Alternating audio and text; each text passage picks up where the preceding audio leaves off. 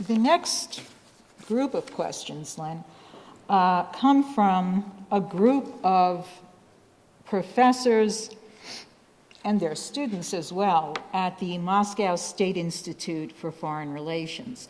For people who are not familiar with this is a university associated with the Russian Ministry of Foreign Affairs. In November of 2008, the group held an open seminar on the global crisis, which centered on a critique of the Paulson Plan from the standpoint of Mr. LaRouche's ideas. And this seminar included this screening of excerpts from the October 1st webcast, which you can find and you can gain access to on the LaRouche PAC site. Lynn, they've submitted a significant number of questions, not all of which we're going to be able to entertain here. But there's one question in particular which is almost identical to a question that was similarly submitted by the director of the Institute for Research and Development and Security in Minsk, in Belarus. So I'll ask you the question, and I think you addressed some of it in your last answer, but I think there are other things you might wish to say. The question generally is, Mr. LaRouche, in your recent speeches, you've often stressed the prospect for the development of human society and the solution of the common worldwide economic problems depend on the participation of the United States, Russia, China, and India. But the governments of these countries so far do not seem to have been prepared to work out a common program. My question to you is, what, in your view, is blocking this? What forces, especially in the US and Russia, are hindering the process? Well, the basic problem, the sticking point between the United States and Russia has always been a problem involving Britain. If you look at the Churchill, Stalin, Roosevelt encounters, and look at some of the policy issues at that time, it's always clear.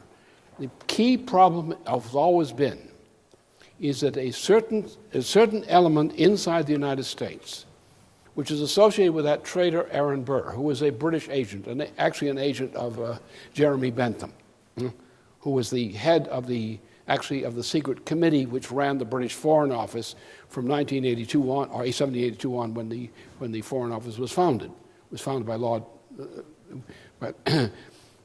So he was part of that thing with Lord Shelburne. So the problem has been, and if you look at Russian history, as those who specialize in Russian history do, you look from the time of Catherine the Great on, and Catherine the Great's attitude on the American Revolution, and you see that this is exactly the issue. It has always been. The Russia-U.S. issue has always been associated with the relationship or lack of relationship between Russia and the United States. And this was true also in the Soviet period. There are many problems there, but still, nonetheless, the same thing was true. And I never saw a problem in terms of my experience with U.S.-Russian relationships that did not involve a British intermediary problem. And that's the basic thing you have to address in this area.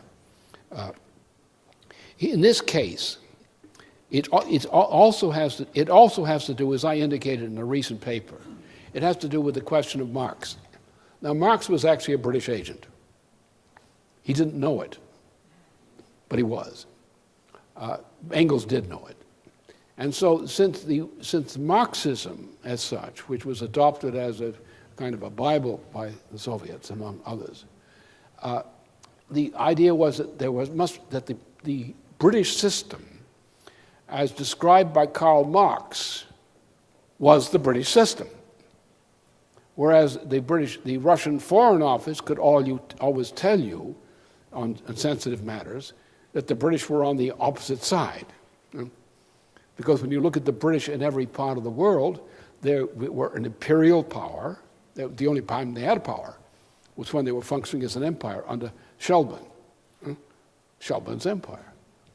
And so Russians were often confused, and this was especially during the Soviet period, on this Marx-London connection.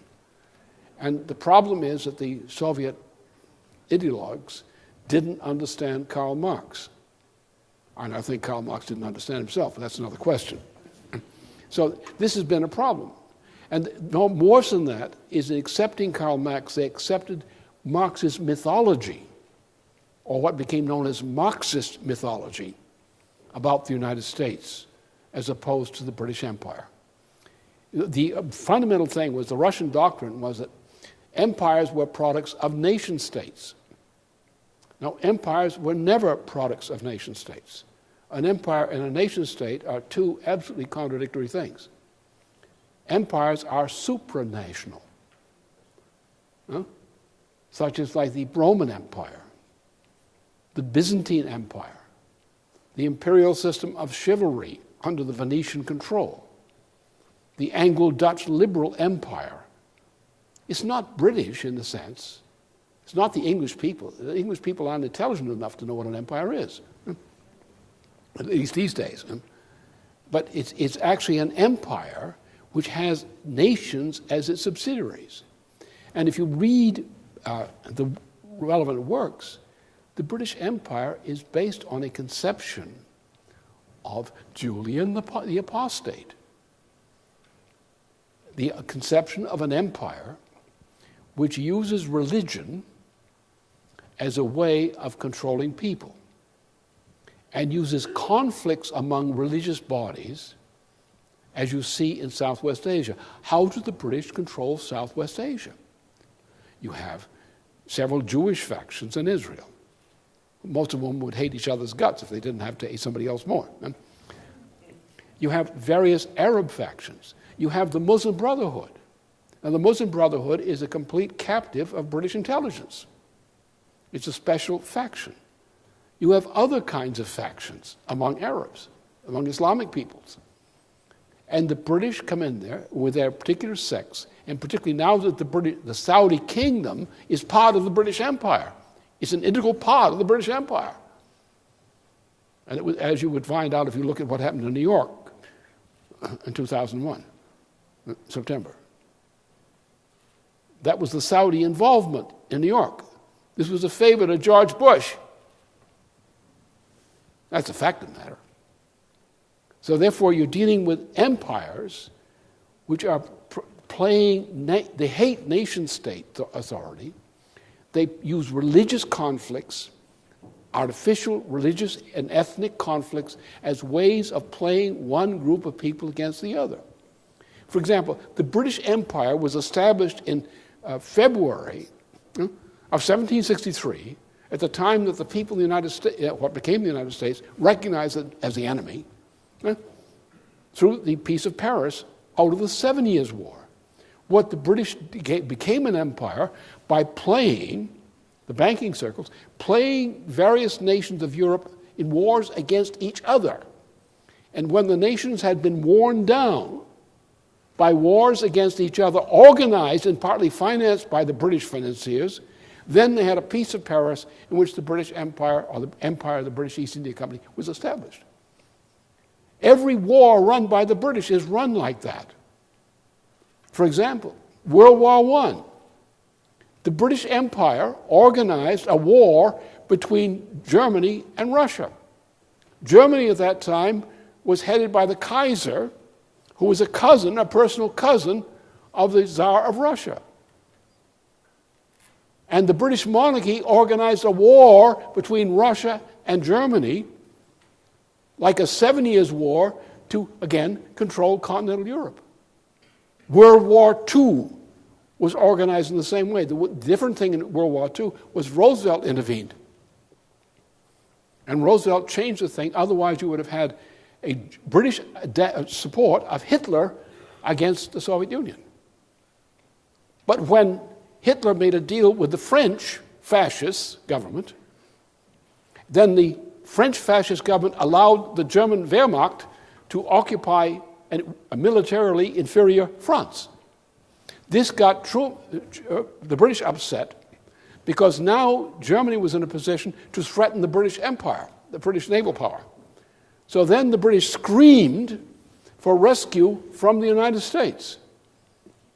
And out of that, with the Pearl Harbor event, then suddenly the United States did agree to collaborate with the British under Roosevelt, and therefore the British then, who had been the enemies of the United States in this issue, except for their fascist friends in New York, suddenly changed their policy to become anti-German.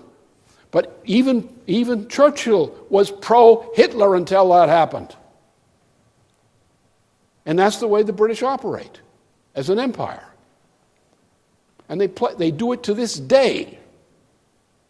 Anybody who thinks the British are a monarchy, a kingdom, it's not. The British are an empire. Yes, they may have a queen. They have many queens, actually.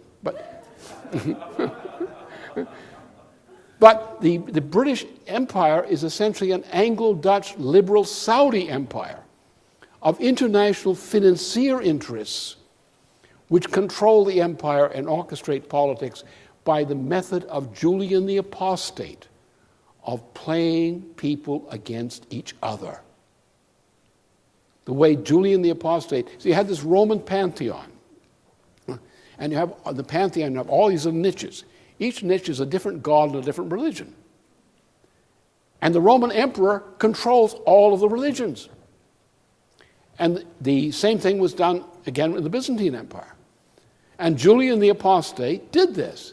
He took the idea of having the religions fight each other as his way of controlling the empire. That's what the British do. Create synthetic religions, put actual religions against each other, play ethnic issues against each other, and by getting everybody to fight everybody else, they control the fools who believe in these conflicts. And the problem, what Russia has been a victim of, is a typical British religious manipulation in the pace of Julian the Apostate, of playing one power against another.